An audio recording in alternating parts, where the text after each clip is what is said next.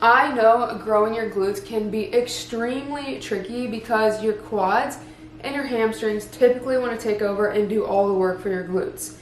But we don't want that because we want to grow our glutes. A couple of things to think about whenever we are trying to grow our glutes is in a lot of the exercises we do, we typically want to think about driving through our heel. So you keep your whole foot on the ground still, you just want to think like I'm driving through my heel, my shoes, rather than having more weight on your toes and what. Typically with exercises when we're trying to target our glutes, we want to think hinging at our hips, okay? So this is what's going to mainly activate our glutes. So a lot of things like a step down, instead of going straight down, you're going to hinge and go back and then down. So you want to think a lot about hinging at your hips, which essentially just means pushing your hips back like you're closing a door or booty bumping someone. Also, when trying to target our glutes, typically with a lot of exercises, not all of them, we will have a slight forward lean.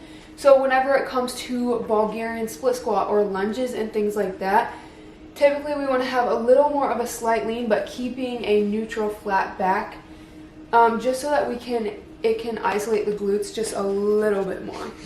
When growing your glutes, mind to muscle connection is really important. You're probably like, what the heck is that, Katie? Basically, it's just thinking about the muscle that you're working. So mind to muscle connection, we're thinking, I'm working my glutes here.